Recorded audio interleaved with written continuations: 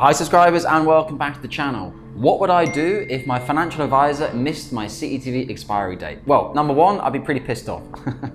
So first of all, I'd go back to the financial advisor. I'd probably go over their head to their manager, whoever's the most senior person you can find at that financial advisory firm, and say, guys, what happened, what went wrong, and why have I missed my CETV expiry date? I would then ask them, in combination with yourself, go to your seeding scheme with as much information as you can. Be sure that you have missed the deadline. Sometimes seeding schemes in the UK can give you a little bit of flexibility by a couple of days or so. However, what's really important with securing a CETV, there's 3 pieces of information which are required by a seeding scheme to secure the CETV. 1 is your client signed transfer out forms. 2 is the new SIP receiving scheme signed transfer out forms. 3 is your financial advice declaration for your final salary scheme. These 2 here, the SIP receiving paperwork and the financial advice declaration, legally speaking, actually can come 10 days after the expiry date as long as your client signed documents are on file first. Now, doing this is a nightmare, and a lot of DB schemes don't even understand the regulation from the UK government, and we have to highlight it to them in the pension regulation from the pensions regulator. We have to show them the PDF and the document, and they begrudgingly then realise they're wrong and they proceed to securing the CETV. Ideally though, you want all 3 of these pieces of information, your client signed transfer forms, SIP signed transfer forms and FAD on file as long as possible before your CETV expiry date. Now, the reason I'm even talking about this is we get a lot of clients coming to us 5, 6, 7, 3, 2 weeks left on their CETV. Hi Cameron James, I've been dealing with another financial advisor. I suddenly found out they're going to use a commission bond and commission products, or I just didn't feel comfortable with them. Can you now do my pension transfer for me? And we're like, we can, and obviously we don't want to turn down business, but it is an absolute nightmare. You're having to do everything at breakneck speed with the client, and you're basically having to put them to the front of the queue in terms of the work system, which isn't necessarily fair on other clients who are obviously doing things from the beginning.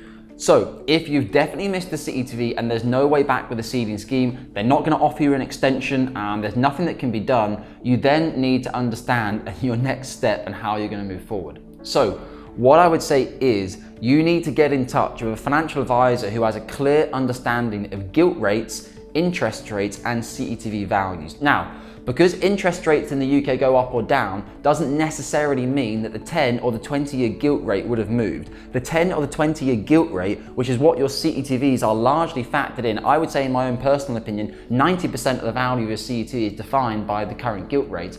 Work out, have you been disadvantaged, or are you actually going to get lucky and possibly get a higher CETV if you request a new one? Now, over the course of 2022, anybody who missed their CETV could have suffered hundreds of thousands of pounds worth of loss. We've had clients who had a 1.2 million CETV, he didn't get it done with his financial advisor, it came with us, his next CETV is 850,000. He proceeded with the business anyway because obviously he understood that possibly interest rates were going to go down further over the course of 2022, which they did. So, what you need to understand though is, have you been disadvantaged or possibly are you going to be advantaged? It's going to be pretty difficult for you as a retail investor to understand that without talking to a proper financial advisor. If you want to book in below via our Calendly link, you can have a free appointment with us to discuss this in more detail. Now, here at Cameron James, we're not God. We don't know the exact calculations that are going on inside your DB scheme, but from having done thousands of transfers, it's pretty easy for us to think or understand if we think your CETV will have gone up or down.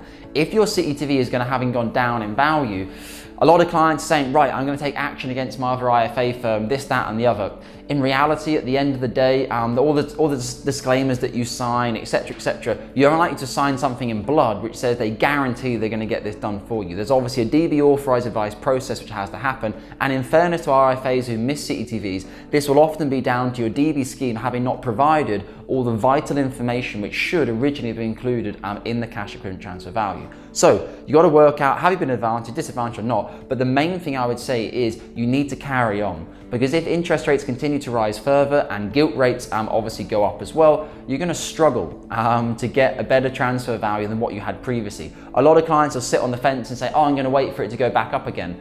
And I say to them, well, when do you think we're next going to be in a situation where we're still coming out the back of a financial crisis with interest rates at basically artificial lows? We then entered a global pandemic, which took the UK base rate from the Bank of England down to 0.1 and 0.25%. That's almost unheard of. If you look back on the website for interest rates from the Bank of England, you can actually see the history of interest rates. And most of you will remember, there was times of ISAs where you get a 5, 6, 7, 10% return on your ISA, because that's where the economy was at that point in time. So clients who are going to sit it out and wait for my CETV to go back up, I would say proceed with caution. Unless you have a 5 or a 10-year game plan, maybe possibly we might go through something horrible in the economy again. Interest rates might come right back down and you might get a higher CETV again, but the chances are possibly unlikely. We obviously have to factor into that. In 5 or 10 years' time, will DB transfer advice still exist? I think it's a very, very difficult question to answer. In 2 years' time, will DB pension transfer advice exist? Yes, I think it will exist, because that's a very short period of time for the government to have made changes. But I think it's going to get more difficult and more difficult and more difficult and more expensive. Fewer and fewer IFAs, more and more IFAs are pulling out of the market of giving DB advice. And this is where I always laugh the client. Well, not laugh, sounds bad at me, but I joke with clients by saying, you know, you think everyone's making so much money and it's a racket and it's the easiest money in the world. If it's so easy, why are so many companies pulling out of the market? The reason, they can't get insurance terms, or it's too expensive for their insurance terms, or they're worried about giving poor advice or making a mistake and a client coming back at a later point in time and actually suing them for possibly bad advice or misguided advice that has been given.